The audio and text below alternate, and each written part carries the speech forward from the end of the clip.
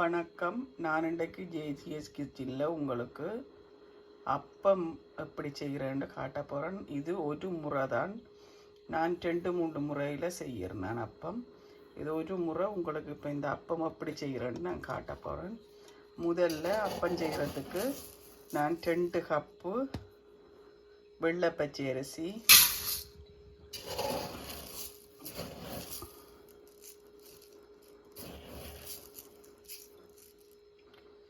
ஒரு இடத்தில் போட்டு 2 கப்பு வெள்ளை பச்சை அரிசி போட்டுட்டேன். இதுக்குள்ள தண்ணி விட்டு கழுவி போட்டு ஊற வைக்கணும்.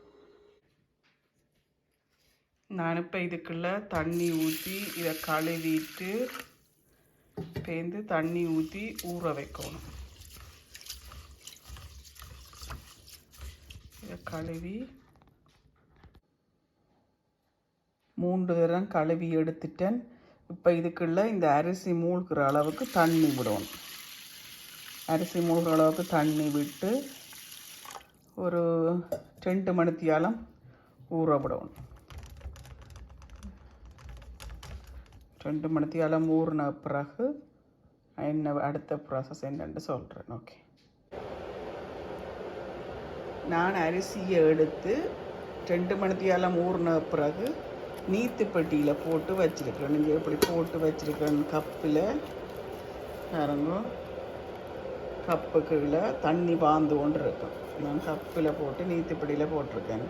உங்கள்கிட்ட நீத்துப்பட்டி இல்லையண்டா நீங்கள் என்ன செய்யுங்க, இந்த இப்படி அலுமினியம் ட்ரேயில் இப்படி அலுமினியம் ட்ரேயில் பேப்பரை போட்டுட்டு பேப்பர் டவலை போட்டுட்டு அதுக்குள்ளே அரிசியை போடுங்க.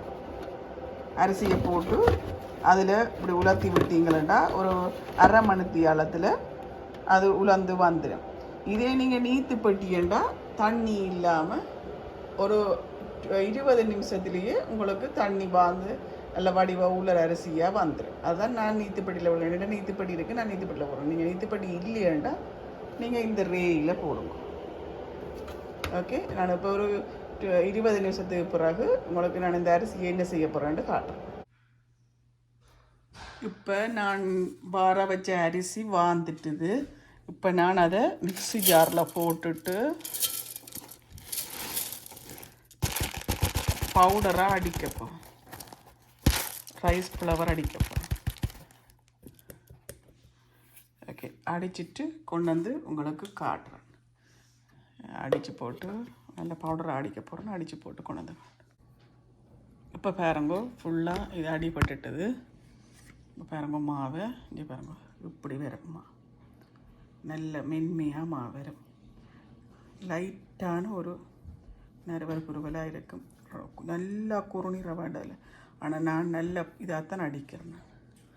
அடிச்சுட்டு இப்போ இந்த மாவை நான் என்ன செய்ய போகிறேன்டா, நல்லா அடிபட்டுட்டுது. என்ன செய்ய போகிறேன்னு காட்டுறேன். நான் இப்போ சட்டி கொண்டு வச்சுட்டு மெதுவாக ஒரு சின்ன பேனை வச்சு அடுப்பை மூட்டி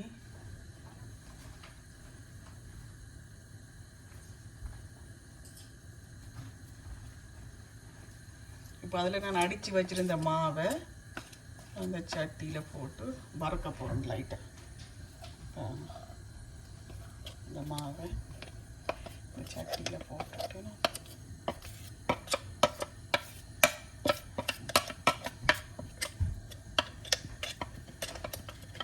இந்த கரண்டியால் வலிச்சு போட்டுட்டு நான் அப்படியே இப்போ நான் இதை வறுத்து லைட்டான ஹீட்டு வரணுன்னு நான் என்ன செய்ய போகிறேன்டா, ஒரு டேபிள் ஸ்பூன் கோதுமைமா அண்டா ஆல் பர்பஸ் ஃப்ளவர் போடுறேன். நான் இதுக்குள்ள நான் என்னத்துக்கு போடுறேன்னு அப்பம் சுட்டு காட்டேக்க சொல்கிறேன் உங்களுக்கு. அதை போட்டுட்டு அதையும் சேர்த்து வறுக்கிறேன்.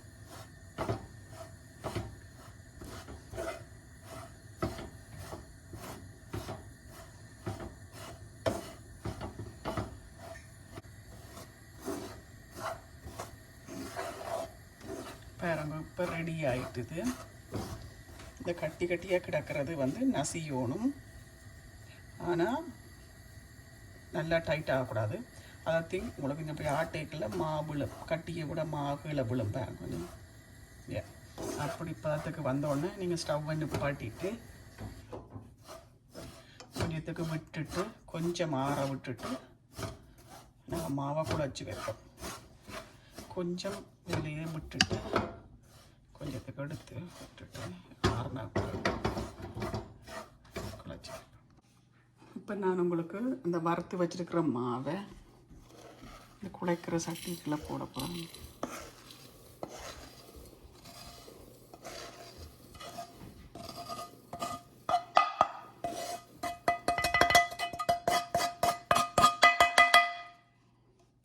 போட்டுட்டேன். குழைக்கிற சட்டிக்கு போட்டாச்சு.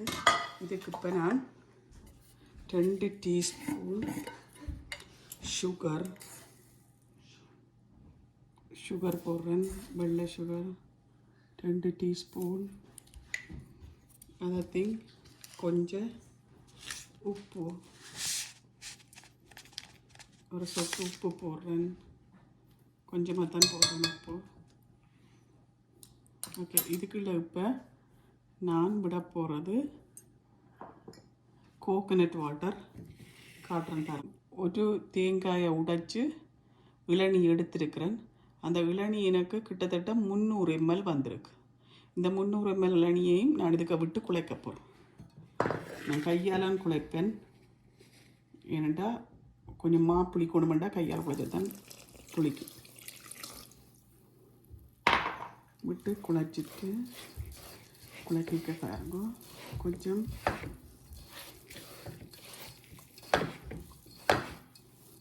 உங்களுக்கு இதாகத்தான் தரும். ஒரு மாதிரி குழைச்சி வைக்கிற மாதிரி பதத்திலான்னு தரும். நான் ஃபுல்லாக குழைச்சி போட்டு காட்டுறேன் பாருங்க. இப்போ பாருங்க இப்படி குழைச்சி வந்துட்டுது.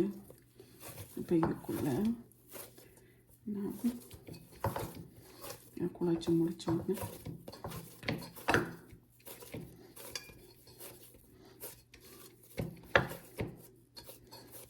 இப்படியே அமர்த்தி வைக்க போகிறேன்.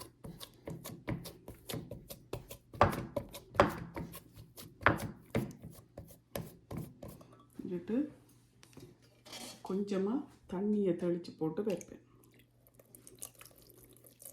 தண்ணி கொஞ்சம் தெளிச்சிட்டு இப்படியே வச்சிடுவேன். இது 8 மணித்தியாலம் கழித்து நான் எடுத்து இப்போ நான் இதை 8 மணித்தியாலம் மூடி வைக்க போகிறேன். இப்படியே எடுத்து தான் கழித்து எடுத்து பார்க்க புளிச்சு போயிருக்கு. அதுக்கு பிறகு நாங்கள் அப்பம் சுட 2ஆம் தேங்காய் பால் விட்டு அப்பம் சுட ஸ்டார்ட் பண்ணுவோம். 8 மணித்தியாலம் கழித்து நான் உங்களுக்கு அப்பம் சுட்டு காட்டுறேன். நான் இப்போ 2 கப்பு இந்த கப்பால் 2 கப்பு தேங்காய் எடுத்து பாலுக்கு ரெடி பண்ண போகிறேன். தேங்காய் போட்டிருக்கேன் மிக்சியில். நான் முதல் இதை ஒரு சுற்றி போட்டு தான் தண்ணி விடுவேன். இப்போ ஒரு சுற்ற போகிறேன். இப்போ நான் பால் ரெடி ஆகுது. ரெடி ஆகிட்டுது. இதை இப்போ நான் வடித்து போட்டு முதல் பால் 2ஆம் பால் எல்லாம் ரெடி பண்ண போகிறேன். முதல் பால் அப்பத்துக்கு வருது, 2ஆம் பால் கரைக்கிறதுக்கு. ஓகே, நான் இப்போ வடித்து போட்டு காட்டுறேன். இது தேங்காய் பால். நான் இப்போ தேங்காய் பால் முதல் பால் எடுத்து ரெடி பண்ணிட்டேன் அப்பத்துக்கு உள்ளுக்கு விடுறதுக்கு. அதுக்கு 2 டேபிள் ஸ்பூன் சுகர் போட போகிறேன்.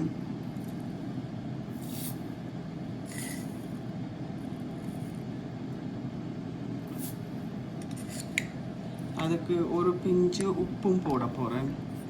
அப்போ தான் அந்த இனிப்பை காட்டு. அதுக்கு தான் கொஞ்சம் உப்பும் போடணும். அப்போ தான் இனிப்பு தெரியும் பாலின்.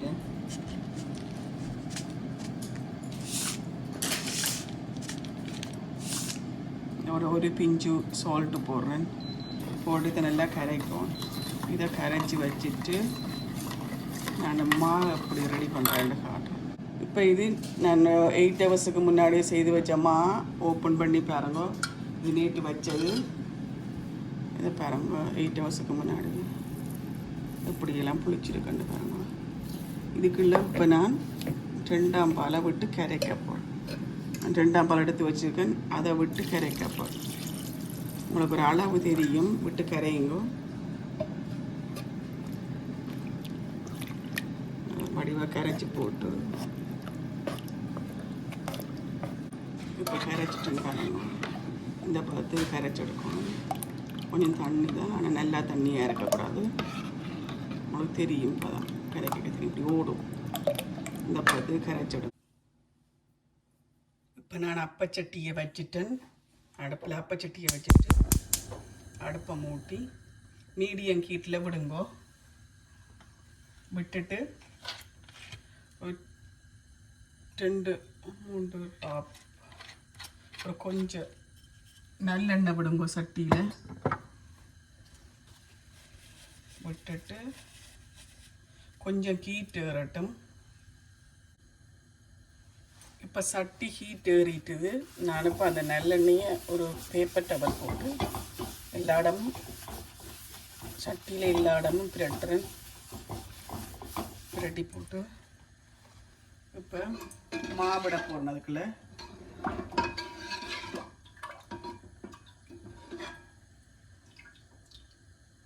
மாவை விடையக்கு எப்பயுமே சுற்றி விடுங்க. விட்டுட்டு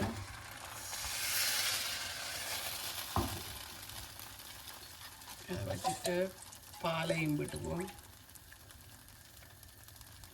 இவ்வளோ பாலாக நம்புறேன். உங்களுக்கு தெரியும் தானே அப்பத்துக்கு இவ்வளோ அப்படி விடணும் மாட்டேன். விட்டுட்டு மூடி விடுவோம்.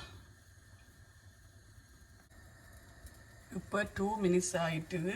2 மினிட்ஸுக்கு பிறகு நான் இப்போ ஓப்பன் பண்ணி பார்க்குறேன்னு பாருங்க. ரெடி ஆகிட்டுது அப்பம்.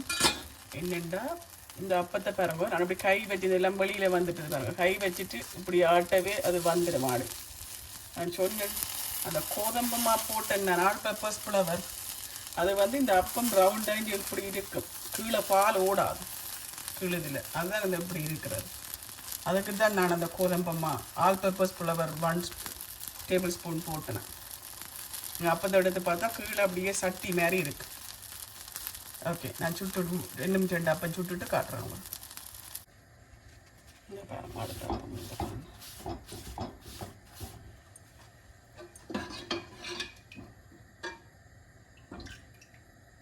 எப்பயுமே மாவை ஊற்றிக்க அடியில் ஊற்றாமல் சுற்றி ஊற்றி போட்டு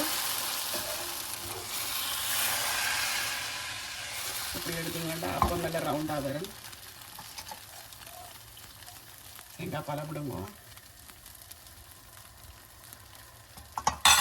ஓகே, மூடி விடுங்க. அவ்வளோதான். இப்போ 2 மினிட்ஸ் ஆகிட்டுது. அடுத்த அப்பம் ரெடி ஆகிட்டுது. பாருங்க, பிடிச்சே தூக்கலாம். நீங்கள் பாருங்க எப்படி வந்திருக்கேன். நாஸ்டிக் சட்டி ஒரு பக்கம், அடுத்தது அந்த கோதம்பமா போட்டால் கீழே பால் ஓடாமல் நல்லா முரண்டு ரவுண்டு அப்பம் வேறு. இங்கே பாருங்க அப்பத்தை நான் சுட்டு வச்சுக்கேன் பாருங்க. கொஞ்சம் இங்கே பாருங்க எல்லா அப்பம் மூடண்டு போய்க்கும். இந்த சைட் எல்லாம் நல்லா மூடண்டு இருக்கு. பார்த்தீங்களா, நல்லா டேஸ்ட்டாகவும் இருக்கு அப்பம். ஓகே, இந்த மீதோட்ட நீங்கள் செய்து வேறங்கோ. நான் உங்களுக்கு எக் அப்பம் போட்டு காட்டுறேன். இப்போ நான் உங்களுக்கு முட்டை அப்பம் செய்து காட்ட போகிறேன். பாலப்பம் செய்து காட்டிட்டேன். அதே மாவில் முட்டை அப்பம் செய்ய போகிறேன் நான் உங்களுக்கு.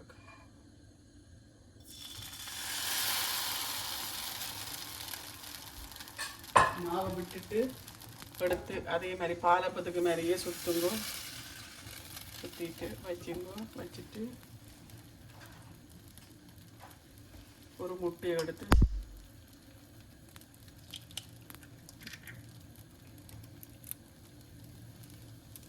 உடைச்சி ஊற்றுங்க.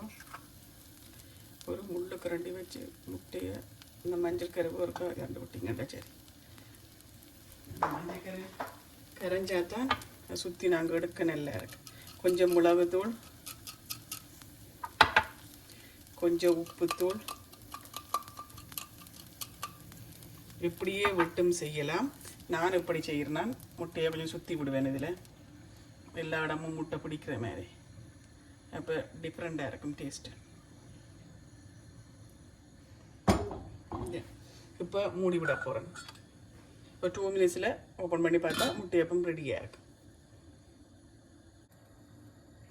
இப்போ நாங்கள் 2 மினிட்ஸ் ஆகிட்டுது. நாங்கள் ஓப்பன் பண்ணி பார்க்க போகிறோம். இங்கே பார்த்தீங்களோ எப்படி வந்திருக்கேன்ட்டு. இப்போ நான் அப்பத்தை இறக்க போகிறேன். சும்மா பிடிச்சி இருக்கவே வேறு. இங்கே பார்த்தீங்களா, இங்கே பாருங்க, முட்டையப்பம் ரெடி. இங்கே பாருங்க, முட்டையப்பம் ரெடி. நடுவில் இங்கே இப்படி இருக்குது. கொஞ்சம் வேக வைக்கணும் பண்ணிச்சிங்கண்டா வேக வைங்க, இல்லையாண்டா ஓகே இப்படியே சாப்பிட கொடுக்கலாம், பிள்ளைகளுக்கு சாப்பிட கொடுப்பீங்க. Okay bye.